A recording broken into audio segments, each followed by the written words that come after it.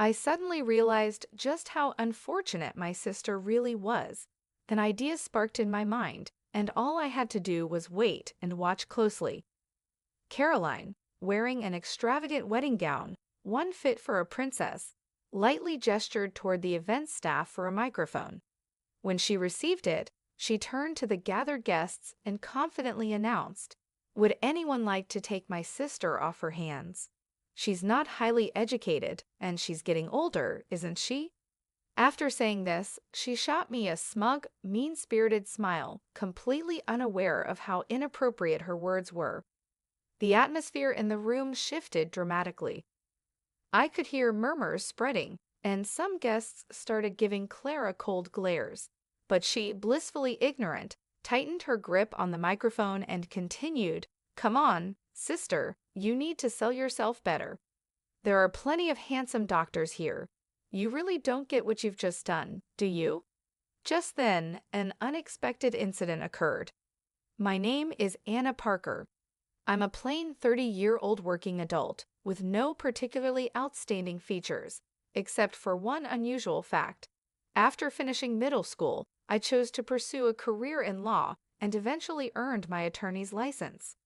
I have a sister named Clara, who is 2 years younger than me. She's charming and sociable, so our family has always treated her like a favorite. In contrast, I'm just average-looking and blend into the background. I never felt special or cherished by my family or relatives. I often received cold treatment at home, unable to compete with Clara's natural charm, which captured all of our parents' attention and love. Meanwhile, I was met with harsh looks and indifference. I worked diligently in my studies, striving to earn good grades in hopes of attracting even a bit of attention from my family. But no matter how hard I tried, I could never outshine her. Eventually, I grew tired of competing for my family's love. I decided to take a different path, one where I would give up on seeking their affection. Instead, I poured my energy into my studies, promising myself that I would find my own worth. As I deepened my knowledge, I found confidence in my abilities, and my efforts paid off with visible results. I held on to the hope that my academic success would someday earn me praise from my parents. I continued to sit at my desk late into the night, studying and working hard throughout middle school.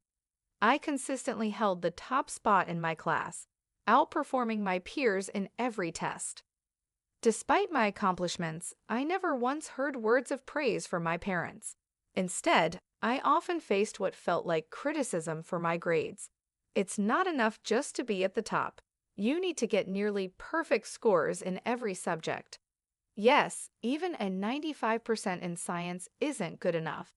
They'd say things like, "This recent exam was really hard," only to follow up with, "Excuses, excuses. Your lack of effort is why your results are disappointing." My mother's voice was sharp like ice, cutting through my confidence. "Are you really planning to show off those less-than-perfect grades?" All I could do was murmur an apology. "Yes, I'm sorry." No matter how much time and effort I invested, my results never met my parents' expectations of perfection. They never acknowledged my hard work. Any score below 100% was just a reason for reprimand. But more hurtful than my parents' coldness were Clara's seemingly innocent words. "Oh, sister, you're not getting lectured again, are you?" She'd enter my space without knocking and smirk at my report card. "Good grades and still scolded? That's sad. I get praised for barely passing." "Did you come here just to say that?" I asked, feeling the sting of her words. I was worried maybe you were down again, but I didn't expect such a cold reception. Clara feigned concern as she spoke. "If you were really worried about me, you wouldn't say things like that," I retorted quietly. "That's your problem.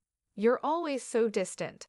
That's why Mom and Dad don't show you any love," she said. Her gaze was as cold as ice, filled with unmistakable contempt as she looked down at me.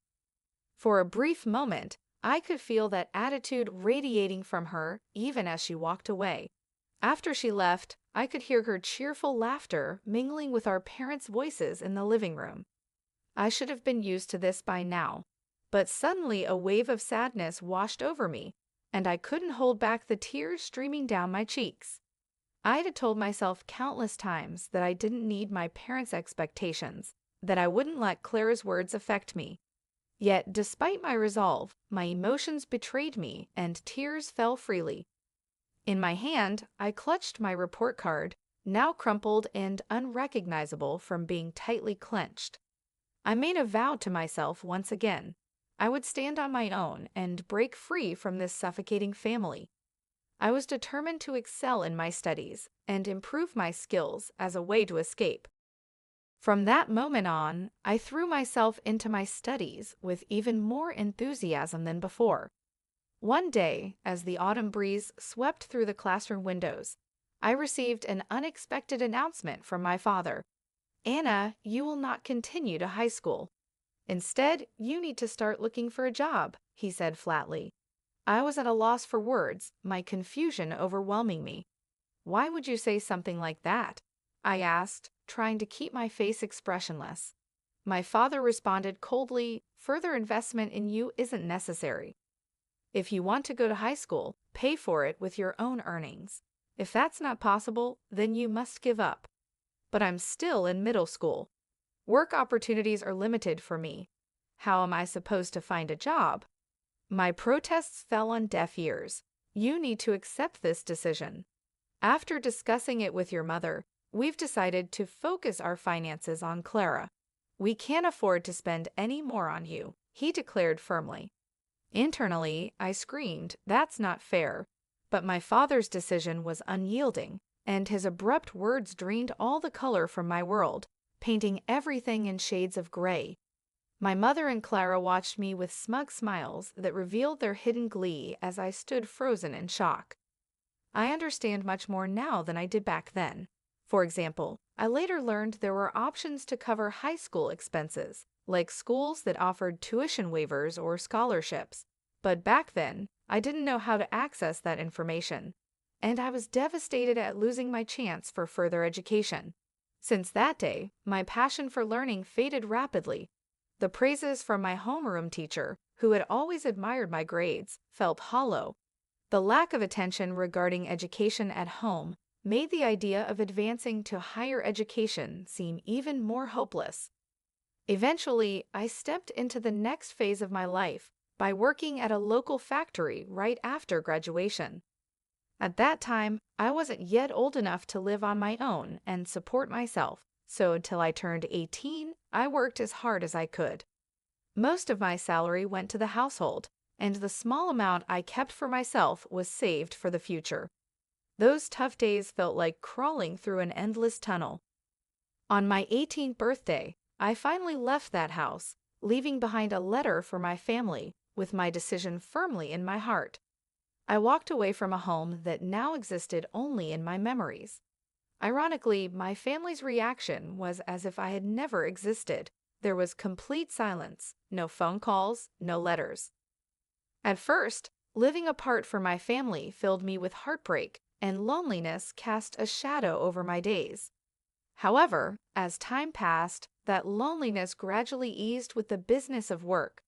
After moving out and starting an independent life, the stress I had felt at home began to fade away.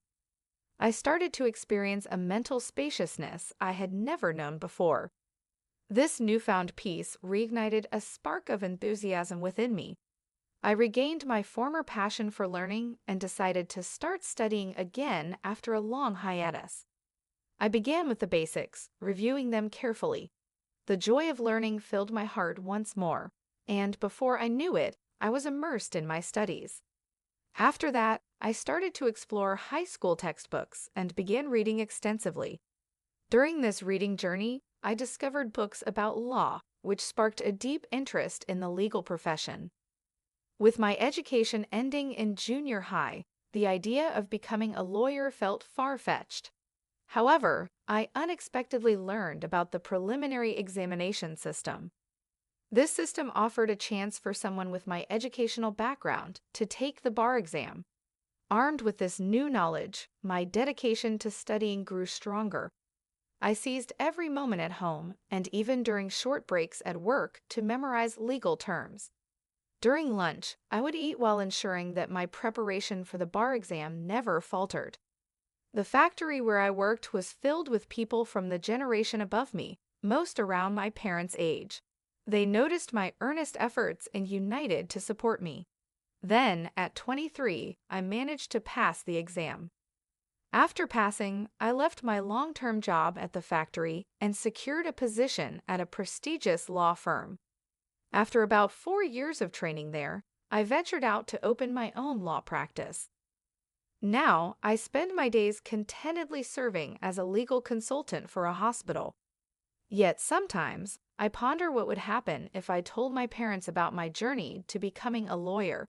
I wonder how they would react. Occasionally, I hold on to the hope that I might finally meet the expectations they might have had for me. Nevertheless, I haven't shared any of this with them, and deep down, I believe I will continue to keep my distance. However, an unexpected reunion with my family came sooner than I thought. One evening after finishing work, I came home to find a message on my smartphone from Clara, my younger sister. It said she was getting married. Clara is getting married, I whispered softly to myself. My sister, now 26, was engaged to a doctor, and her wedding was scheduled for next month. They wanted me to attend. Even after the long period of estrangement from Clara and my parents, I hesitated to meet them. But as a family member, I couldn't ignore this important event, so I sent a reply saying I would attend. Clara quickly responded with the details of the ceremony, including the exact date and location. The message ended with a note reminding me not to forget the wedding gift, which made me smile a little.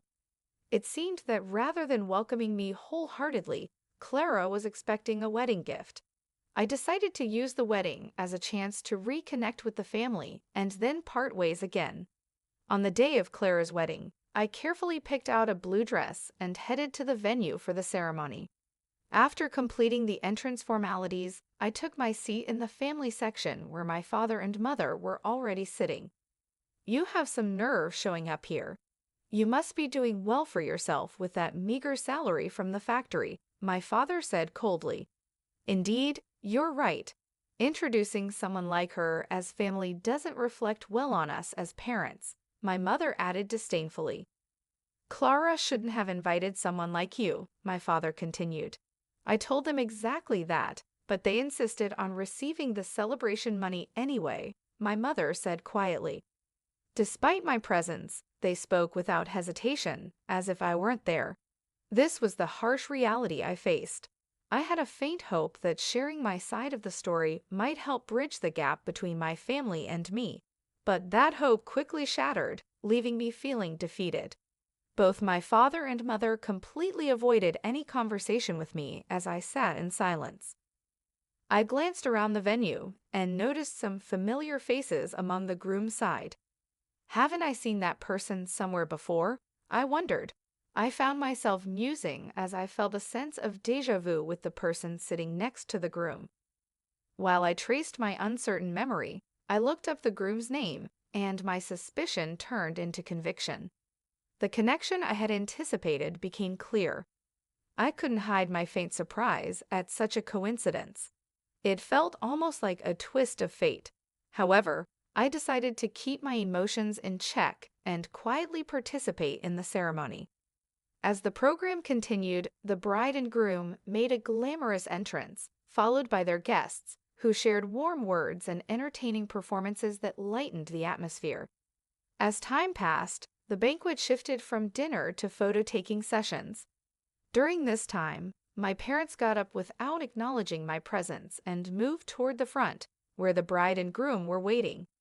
Clara, drawn like a magnet, stayed close to them, beaming with happiness as each photograph was taken. I tried to ignore the scene unfolding before me and focus silently on the meal in front of me. Unexpectedly, Clara quietly approached me. She came closer with a smile, but her eyes sparkled with something more than just excitement about seeing her sister after so many years. It felt like she had something else in mind. "Big sis, it's been such a long time, hasn't it? Are you happy to spend time together like this? She asked lightly. I nodded quietly, trying to express my true feelings. Yes, the banquet food is really wonderful, I replied with a sarcastic smile. Clara continued, You can't get such luxurious food at the factory where you work, can you? You should be grateful for this opportunity. Something inside me felt like it was being torn apart, but I didn't show it on my face. However, Clara's words turned sharper, cutting into me like a knife. Oh dear, did I upset you? I'm sorry, but it's natural for you to be envious, isn't it? Your little sister is marrying a doctor after all. The phrase I'm sorry slipped from Clara's mouth flippantly, as if it were just a meaningless ornament.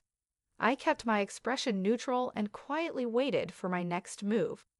At that moment, Clara leaned in and whispered in my ear, Big sis, because I feel sorry for you, I've come up with a great idea. I looked at her suspiciously. A great idea? What is it?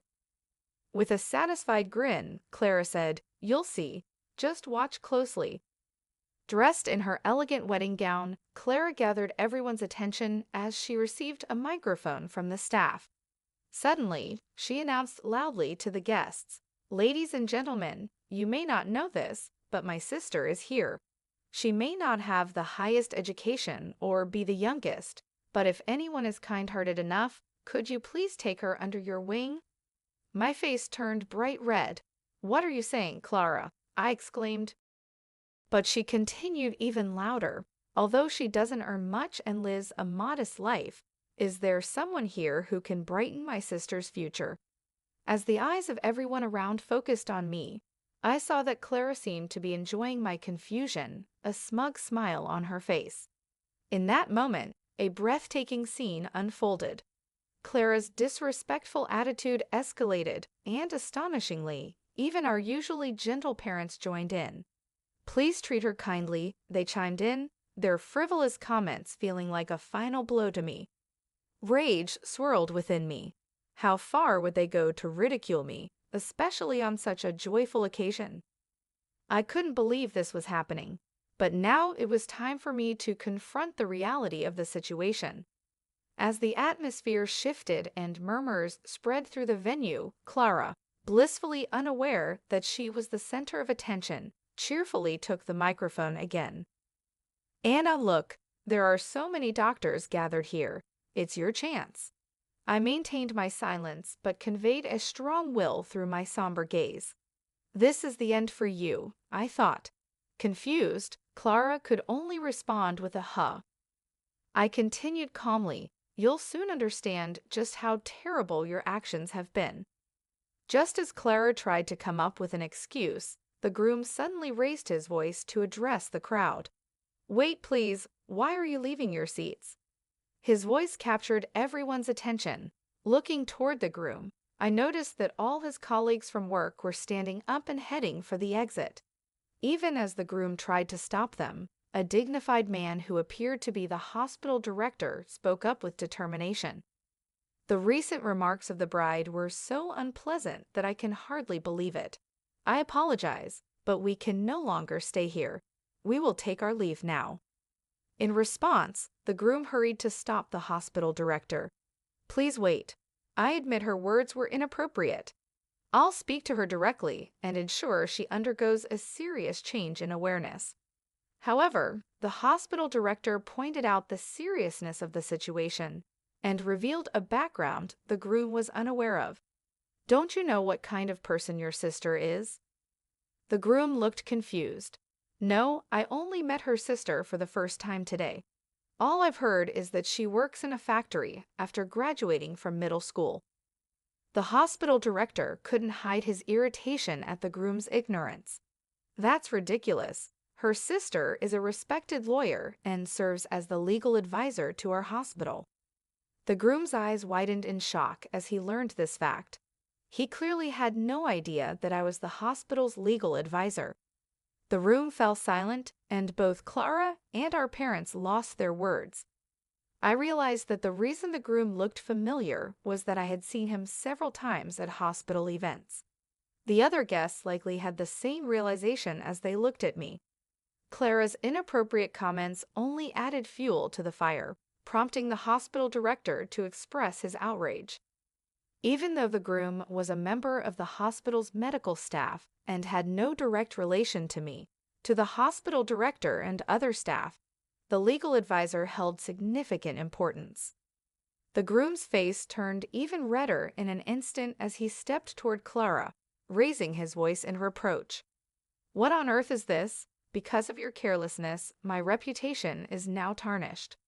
Clara stumbled over her words for a moment, then defended herself like a bewildered child. "It's not like that. I truly had no idea my sister was in such a prestigious position." Growing more indignant, the groom continued to scold Clara. "Ignorance is no excuse. How can you speak so lightly and disrespectfully about your own sister? As a human being, your behavior is at the very bottom. You've truly lost sight of what's valuable." Desperately trying to elicit some understanding, Clara pleaded, "Wait a minute, listen, I have a good reason." But the groom cut her off without room for her explanation. "I'm withdrawing from the marriage. I have no interest in hearing your excuse. Our discussions about marriage end here." Clara looked shocked, her complexion turning deathly pale as she collapsed on the spot. In a fit of anger, the groom disappeared from the wedding hall along with the guests. As I was about to leave, I heard my sister's desperate cry behind me. "Please help me, Anna." But I wasn't swayed by her pleas. I confronted her with a stern tone. "Help you? Why should I do such a thing for you? The situation you find yourself in is the result of the seeds you've sown. You try to get a laugh by mocking others, and now you're playing the victim when it fails. That's a pathetic sight I cannot accept." Clara, fraught with confusion and anxiety, pleaded, "Why are you using such harsh words? If I had known about your success as a lawyer..." I responded quietly but firmly. "Why should I need to inform someone who has never contacted me about my profession? In fact, I was planning to end our relationship after this wedding, but now, having witnessed your unfortunate end, I'm somewhat satisfied. You must be disappointed that your engagement to a doctor has fallen apart. Well, you better work hard to find your next prospect." With those words, I left the venue with dignity. From a distance, I could hear the critical voices of Clara and our parents among the guests. Everything unfolded as expected, and Clara's marriage was no more. My parents, who had thought a secure future was assured through Clara marrying a doctor, expressed their anger towards her for the first time. The sister who had always been pampered couldn't withstand their rage and sought salvation with a broken heart. But I ignored her pleas. I never answered the phone despite her repeated attempts to reach me, and I cut off all contact with the family. I heard that Clara had quit her job.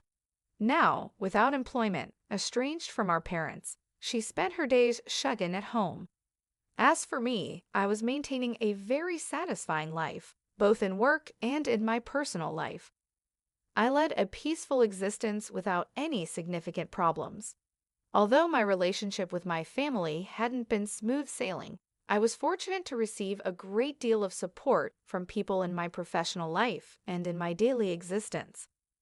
This blessed environment wasn't due to chance. It was the result of long-term self-investment and persistent effort.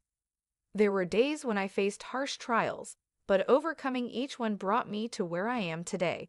Reflecting on my past struggles, I recognize their value and now hope to continue living a fulfilling life at my own pace.